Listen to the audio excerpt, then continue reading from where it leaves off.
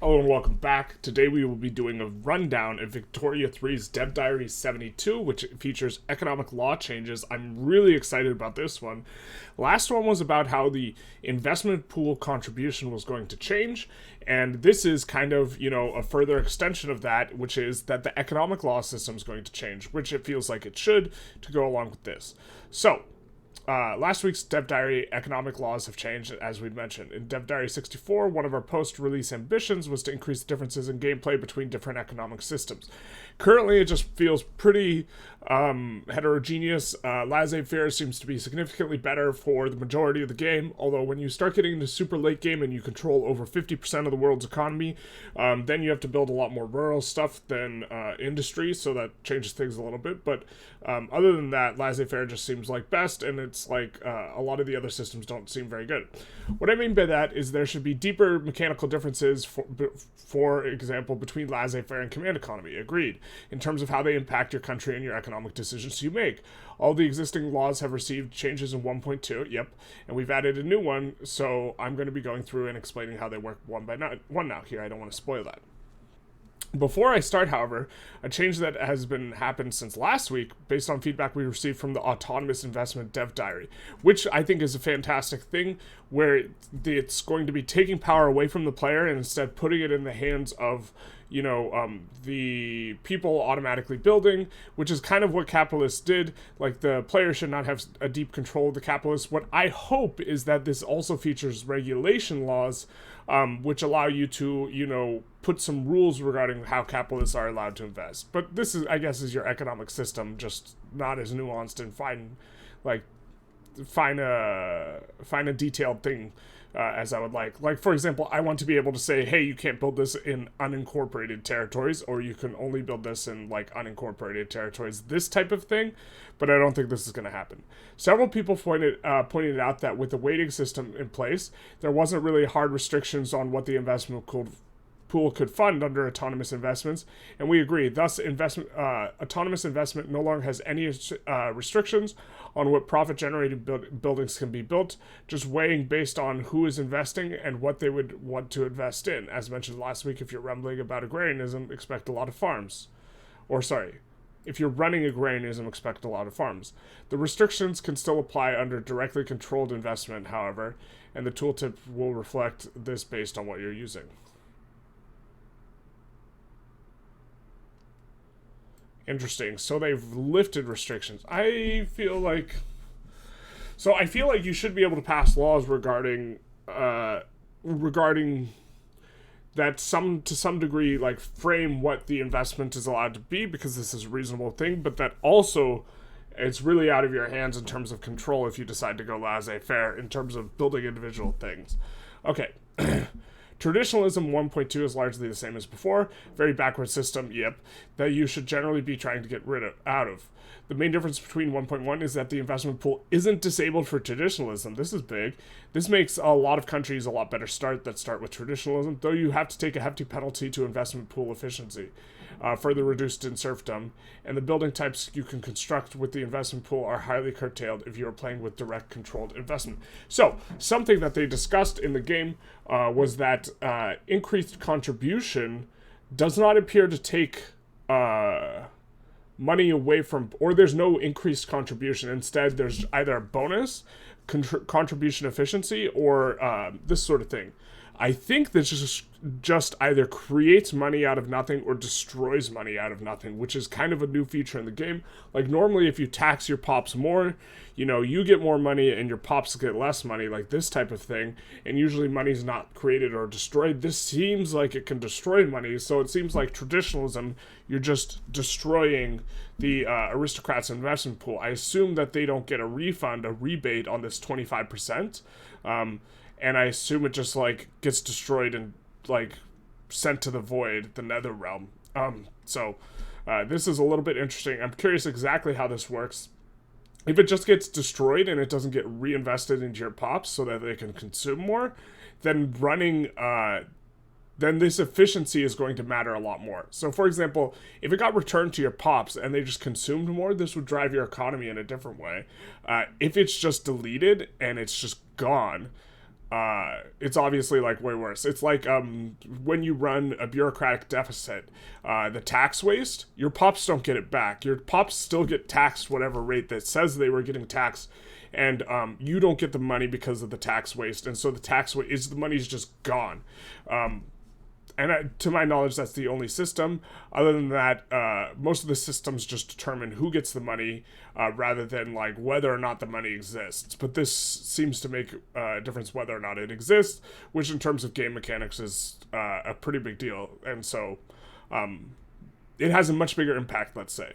Also, plus 25% private construction allocation. So I'm guessing a quarter of your construction capacity is going to be out of your control when you have this. And then you have other modifiers and stuff. Okay, interventionalism, the golden middle way of economic laws.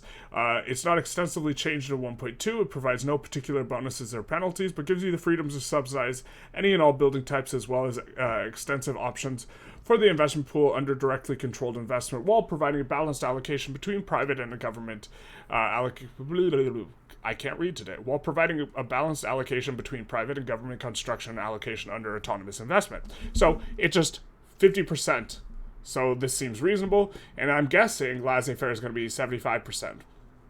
You can subsidize all buildings, and it gives neither a bonus or a malus to aristocrats and capitalists.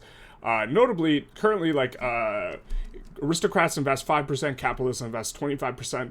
I'm assuming that capitalists have a higher investment rate, I'm not assuming. If I recall correctly from Dev Diary 71, capitalists have a higher investment rate than the rural people. So this will further kind of encourage you to go, industrial rather than agrarian. But let's get into the next one. Agrarianism has received a fairly substantial boost in 1.2. This is great because going agrarianism, as far as I can tell, right now just sucks, and it's not a very viable option, in my opinion. Just going industrial is way better for a variety of reasons. But let's get on with it. With both the additional farmers as invested in pop type, and a hefty bonus to the efficiency of all rural investments. Capitalists are now not locked out of investing under agrarianism, although they do so at a penalty, and their building selection is quite limited if you're playing with direct controlled investment. So you can subsidize kind of the normal things.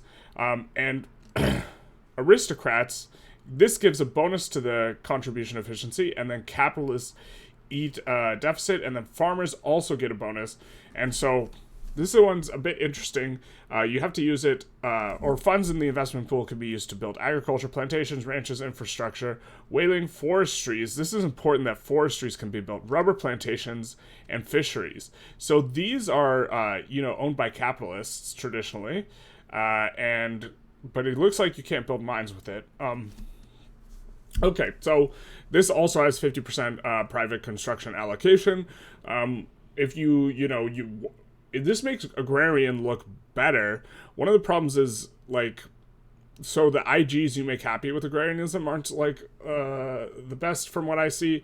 I guess you could go like rural folk, the religious group, whatever, which one you have, and landowners, and maybe you can get more investment pool from the aristocrats with this type of thing, but I kind of doubt it just because my understanding is capitalists have a higher base contribution, and it's capitalist base contribution is 20% and aristocrats is 10%, and so plus 50% on the 10% is just 15%, and then minus 25% on the capitalist brings them down to 15% as well. But I'm guessing laissez-faire is or if I recall, I skimmed through this, laissez-faire is going to boost the capitalist, and it's still going to be better to go industrial is my guess. Laissez-faire is the invisible hand of the market, free market made manifest. Laissez-faire in 1.2 is meant to be the go-to law for the player that wants to get the absolute most out of their investment pool when it comes to industrializing. Makes sense. And so I still think laissez-faire is going to be the best law, but I think it'll be a lot closer. I think this makes agrarianism look a lot more appealing than it did before. And maybe doing an agrarian run might be a little bit of an interesting thing to try out. Right now, it just seems like punching yourself in the face. So, it does come with significant drawbacks, though. Perfect. As it's no longer possible to downsize non-government buildings under laissez-faire. No longer possible to downsize non-government buildings under laissez-faire. This is a big deal because, in my mind, you generally speaking, So here's the thing. As part of how I think it's effective to play, I think you should build almost all of your industries in incorporated territories and not in unincorporated territories. This auto building system now being out of your hands means that I assume they just build wherever it's the most profitable. Often the most profitable place to build is where labor is cheaper.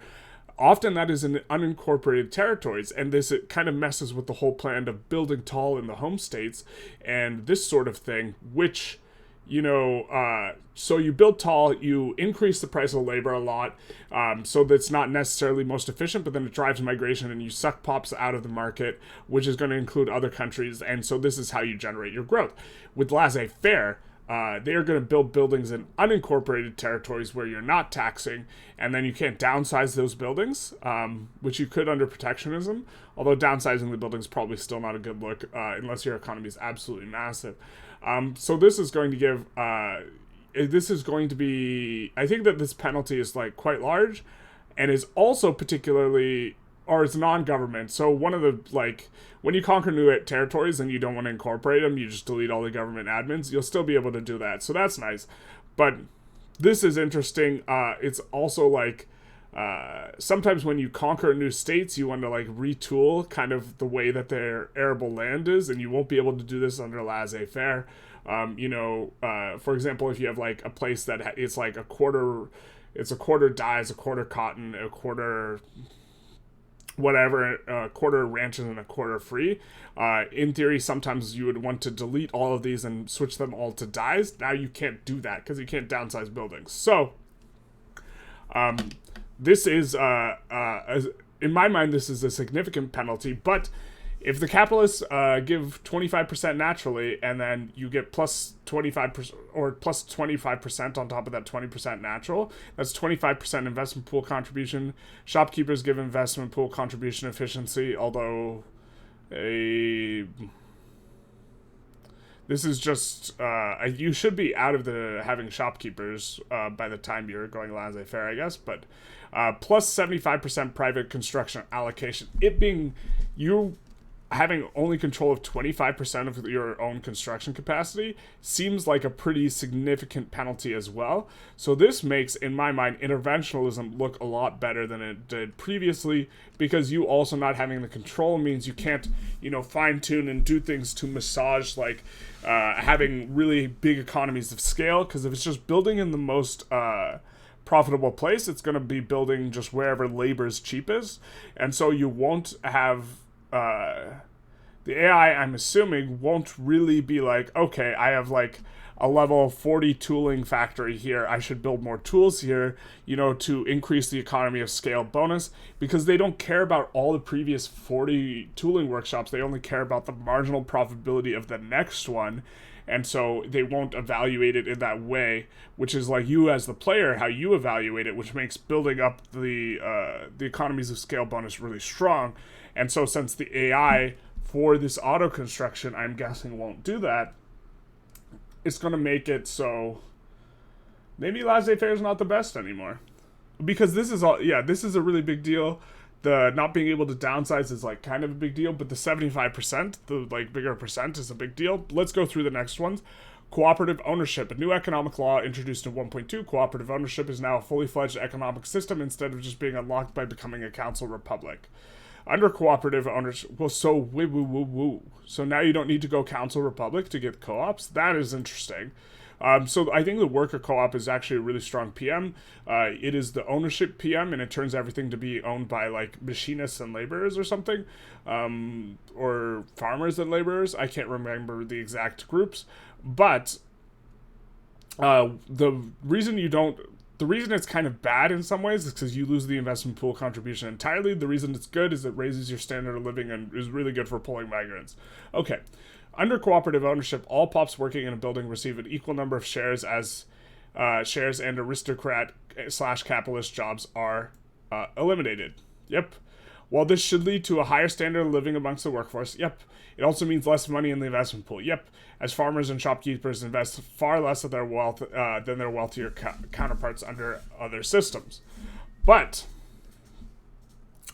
as a player, if you have a market and you have a bunch of other countries in the market, and you only have like a third of the pops in the market, you're just going to suck off all these pops. You're going to pull them into your market because, they like being able to. High standard of living attracts people, and migration is just a very overtuned mechanic.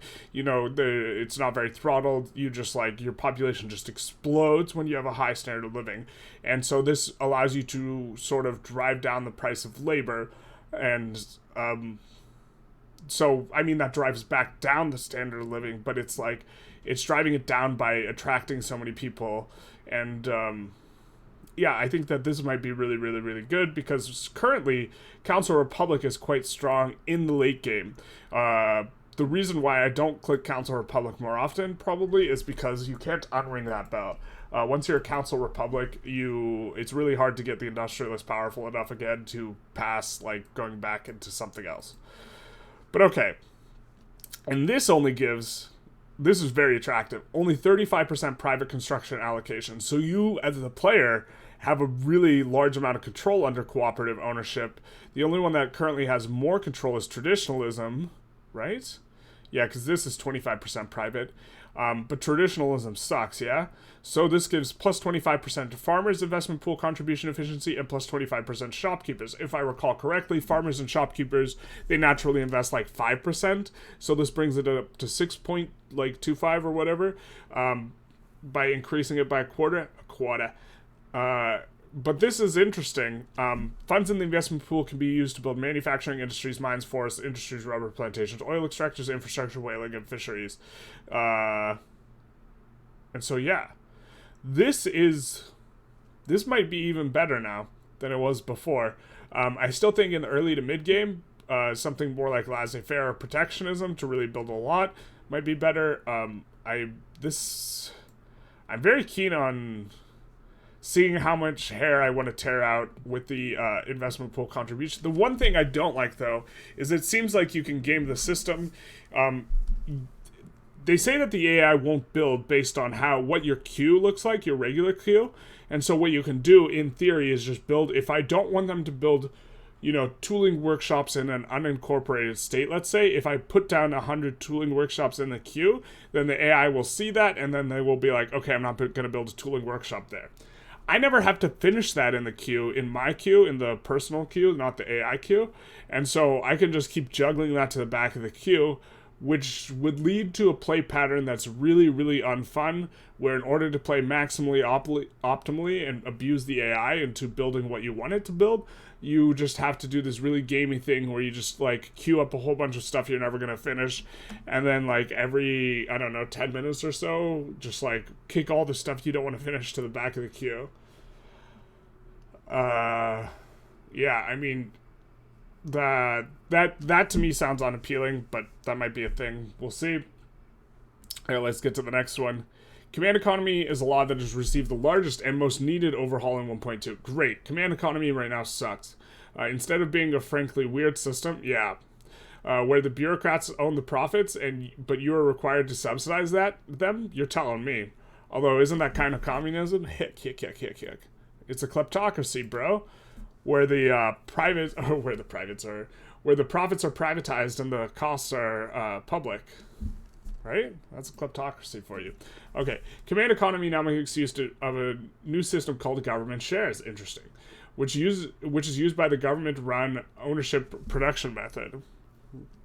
Just like how POP shares entitle POPs to a portion of building dividends, government shares ensure that the building pays some or all of their profits directly into the treasury.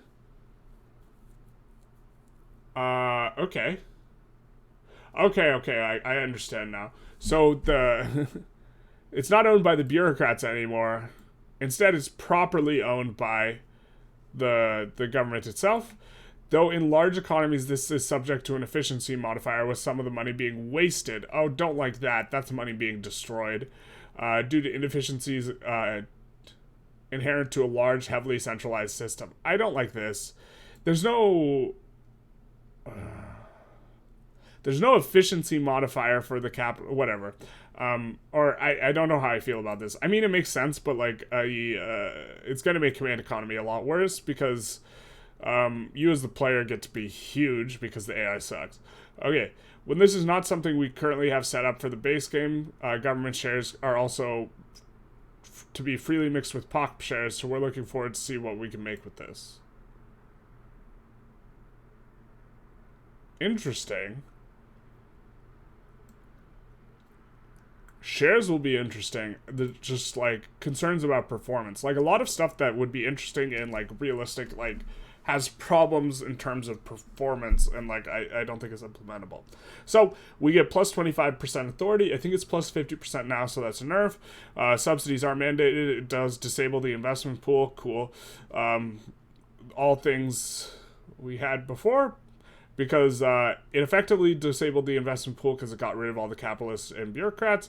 But now, instead of you're taking money from the capitalists, right, who are getting all the profits, the profits just get paid directly to you. So this seems like it'll be a lot better.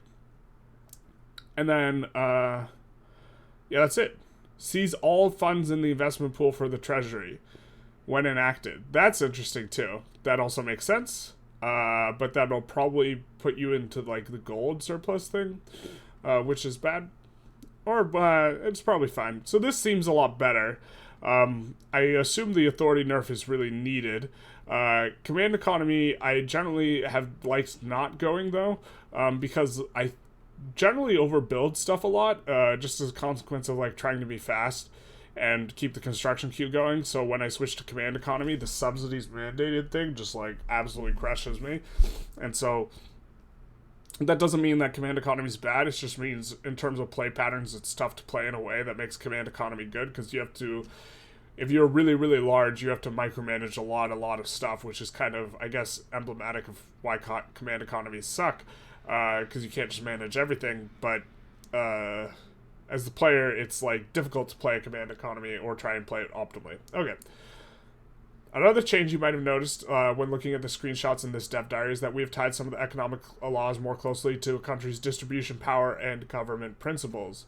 For one, seizing the means of production is no longer a one-step reform into council republic, but rather a multi-step reform that involves first implementing a council republic, then cooperative ownership, and finally allows you to branch off into anarchism if you so desire. Command economy now requires autocracy or oligarchy, as it's difficult to pull off a fully centralized economy without corresponding amount of centralized powers, and the new government shares mechanic should provide more reasons to want to keep a grip on power in the late game. So this is fantastic. This sounds great. So questions that coming to everyone's mind is, when will you be able to play with all these changes and other updates, fixes coming in 1.2? Some of these changes are pretty big and we don't want to rush this patch out too early. See, I was under the impression that this was going to be mainly a military patch, and so far they've just talked about more economic systems, but I don't have a problem with the economic systems, but I was really hoping they would stop me from tearing my hair out in regards to the military. But at the same time, we know how anxious you are to get your hands on it. Facts. To find the right balance between these, we've decided to launch patch 1.2 in an open beta, which we will talk about in next week's dev diary. Interesting. If you have a preference on whether I make content on the beta when it comes out, or whether I continue on the stable game, feel free to let me know. In there, we will also focus a bit more generally on patch 1.2, giving you a bird's eye view of what the patch will look like, along with giving you an expected release date. So that's excited for next week. I think they would do these every Thursday. Just to quickly, I guess, recap some of these, traditionalism looks like it's gotten a slight buff, which makes countries that, start traditionalism a little bit better. I really do like that it gives you a lot more control over the private construction, where it's not strictly like worse than everything else, but it still just appears to be worse. Interventionalism does seem a little bit better, because being able to control half the queue instead of just a quarter of the queue relative to Laissez Faire seems like a pretty big deal, even though you'll be getting less money for the investment pool contribution. Notably, Agrarianism decreased the capitalist contribution, and Laissez Faire does not decrease the aristocrats. But that's okay. Agrarianism looks a lot better too, so I might try and do an Agrarianism run. Currently, Agrarianism looks like pretty booty. The aristocrats don't give nearly as much money as the capitalists, which makes laissez-faire a lot more appealing. But you also get in agrarianism plus 50% allocation for yourself.